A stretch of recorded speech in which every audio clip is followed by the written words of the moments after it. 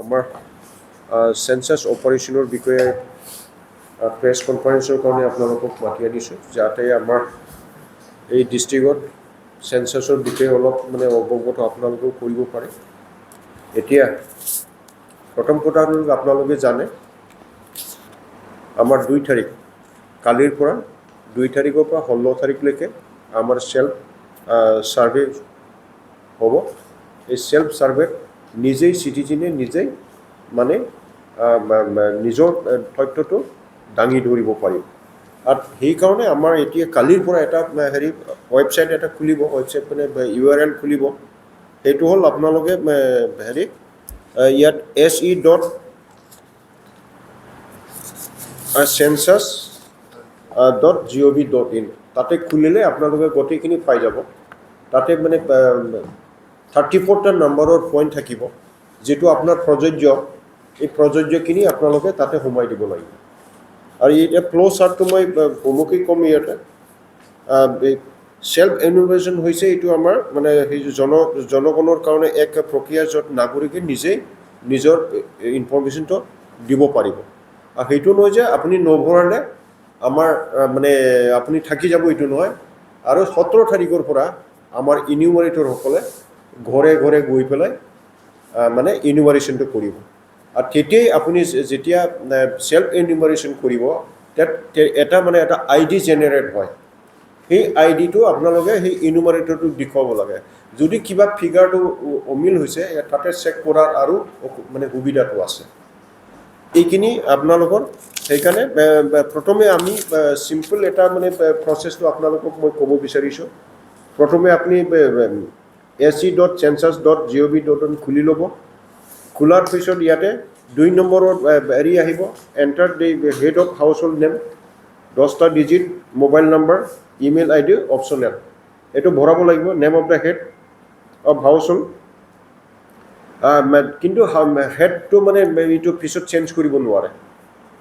এইটো চেঞ্জ কৰিব নোৱাৰে। এইটো ওৱান্স আপুনি হেডটো যদি বাছনি কৰিলে, তেতিয়া আপুনি চেঞ্জ কৰিব নোৱাৰে। এইটো only one mobile number should be used per household on registered. The same cannot be used for any other household.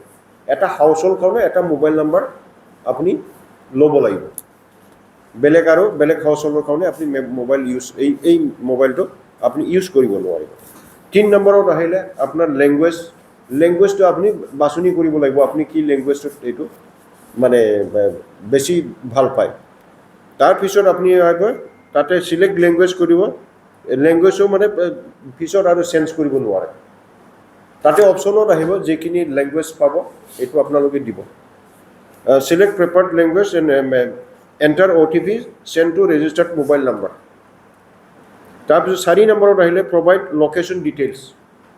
Select district, enter pin, village, town, locality. সেইটো আপুনি তাতে ভৰাব লাগিব 4 নম্বৰত। তাৰপিছত 5 নম্বৰত আহিব locate your residence on map. তাতে এটা ৰঙা এটা আহে, সেইটো আপুনি একজাক্ট হেৰিটো আপুনি ভৰাব। আপোনাৰ যোনখিনি যিটো এৰিয়াত আপোনাৰ ঘৰ আছে এইটো আহিব। আজিকালিতো মোবাইলত সেই GPS-ৰ জৰিয়তে নিজে নিজে আহি যায়, সেইটো প্ৰব্লেম নাই। আপুনি যিটো জেগাত আপুনি কৰিছে, আপুনিতো নিজৰ ঘৰৰ পৰাই কৰিলে সেইটো আহি যাব। যদি হয়, drag the red marker on the map to identify your exact residential building and confirm location. 6 নম্বৰত আহিছে কমপ্লিট দ্য কুৱেশ্যনিয়াৰ। মই যে কৈছিলোঁ যে 34টা নম্বৰ কুৱেশ্যনিয়াৰ তাত থাকিব। এই কুৱেশ্যনিয়াৰটো আপোনালোকে fill in the house listing and housing census questionnaire guided by the tool tips আৰু এচেঞ্চিয়েল ইনফৰমেশ্যন নোটছ তাতে আপোনালোকে দিব পাৰিব। এইটো 33টা। এইটো চিম্পল এটা আপোনাৰ কি আছে, কি নাই, এইখিনি আছে। আপুনি পানী যদি আছে, পানীটো কি ধৰণৰ, ৱালটো কেনেকুৱা ধৰণৰ, প্লাষ্টাৰৰ আছে নে কিবা আছে, এনেকুৱা অপশ্যন আছে। এই অপশ্যনত আপুনি ক্লিক কৰিব লাগিব। তাৰপিছত 7 নম্বৰত preview and review. Use the preview screen to check all enter data. আপুনি ডাটাটো এণ্ট্ৰি কৰাৰ পিছত ক'ৰবাত ভুল হৈছে নেকি, আপুনি এইটো প্ৰিভিউ কৰিব পাৰে, ৰিভিউও কৰিব পাৰে, আপুনি চেঞ্জো কৰিব পাৰে।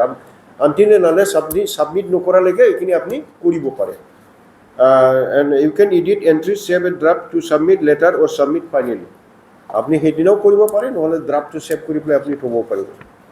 8 নম্বৰত হৈছে মানে click final submission to lock your data to no changes can be made after final submission সেইকাৰণে ফাইনেল সাবমিশন কৰাৰ লগে লগে আপুনি একো কৰিব নোৱাৰিব তাৰপিছত 9 নম্বৰত generation of the ID AC ID এটা জেনেৰেট হ'ব তাৰপিছত সাবমিট কৰাৰ পিছত জেনেৰেট হ'ব আপন সাবমিশনে unique 11 digit AC ID prefix with H is generated and sent via SMS and email if provided. Email নহলে আপোনাৰ SMS ত আহি যাব এইটো ইনিউমাৰেটৰ ভিজিট হ'ব এতিয়া 17 পৰা আপোনাৰ যেটো মানে ইনিউমাৰেটৰটো গাঁৱত যাব তেতিয়া when a census enumerator visits your home share your SEID with him or her তেতিয়া সেই আইডিটো শেয়াৰ কৰিলে আপুনি কি ভৰালে এইটো গম পাই যায় ID machine outcomes if SD machines matches with an existing record details are confirmed and submitted if not enumerator will collect data address যদি হেতু ভুল হৈছে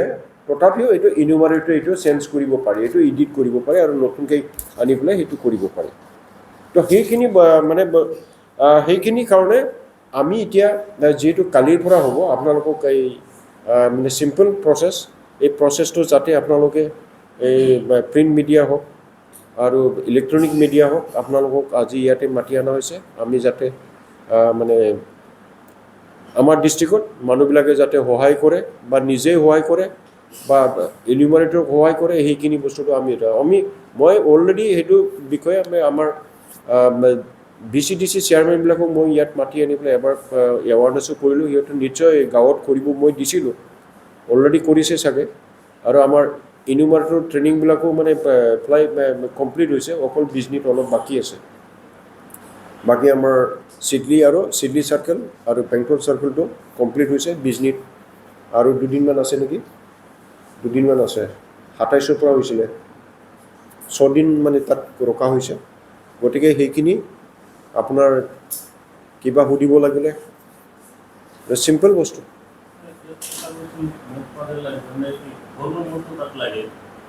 ঘৰ নম্বৰটো ইয়াত ঘৰ নম্বৰ মানে নিজে নিজে ওলাই আহিব এইটো বস্তু নম্বৰ মানে সেন্সাসৰ নম্বৰ বেলেগ থাকিব এইটো বেলেগ আইডিয়া আহিব না আপোনাৰ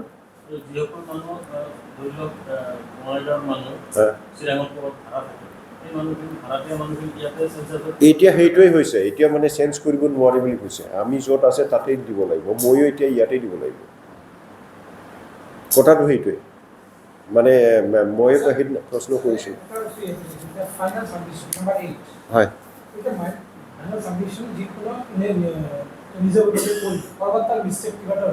হয়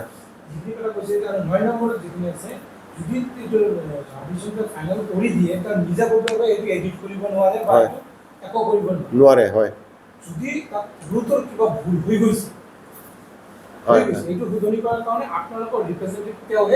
সেই ইনিউমাৰেটৰ নতুনকৈ ল'ব পাৰে বুলি কৈছে হয়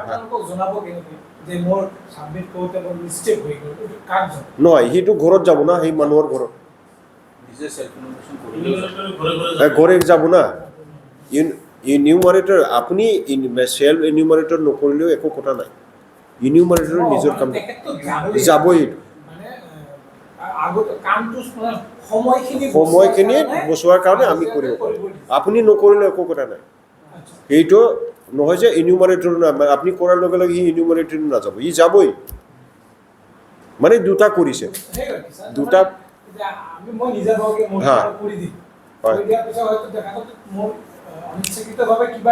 হয়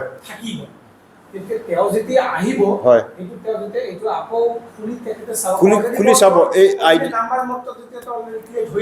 সেইকাৰণে এসি আইডি যে ইয়াত ক্ৰিয়েট হ'ব এইটো কৈছে যে এইটো দেখুৱাবলৈ কৈছে যে মানুহে যেতিয়া ইনিউমাৰেটৰ যাব তেতিয়া দেখুৱাব কৈ আছে সেইকাৰণে মানে একটু সেন্সাসটো এনেকুৱা কৰিব বিচাৰিছে যে মানে যিজন সেন্সাস যাব ঘৰত তেখেতে দীঘলীয়া সময়টো তেওঁ দিব কাৰণে আগতীয়াকৈ তেওঁ যদি প্ৰিলিমিনাৰী অলপ ভুল হলছ দি দিয়ে তেওঁ মানে কি খুব দৰনিকা যিটো হয় আধা ঘণ্টা তেওঁৰ লাগিল হয় এইটো তেওঁৰ 10 মিনিটতে ভুলটো হ'ব নালাগে নিজৰ ইনফৰমেশনটো ইমান কেতিয়াবা হয় না যে আঙুলিটো মাৰিব যদি কৰবাত কিবা এটা হৈ যায় ঠিক সেইখানে আপোনাৰ 15 দিন আছে নহয় আপুনি কালি কৰিলেতো কালি সাবমিট কৰিব লাগে বুলি নাই ইয়াত ৰিভিউ কৰিব পাৰিব প্ৰিভিউ কৰিব পাৰিব তাৰ পিছত আপুনি সাবমিট কৰিব এই বস্তু মই এই কাৰণে জানিব লৈছা ভালকে কিছুমান মানে হয়তো দেখা ভয়তে নহয় কিবা ভুল হৈ গ'ল বা পিছত কি হ'ব এতিয়া ধৰক তোমাক যদি মই কৰিব কিয় বা কৰি লওঁ কোনো ভুলেও কোনো কথা নাই তোমাৰ ঘৰত সেন্সাস বিষয়ে আহিবই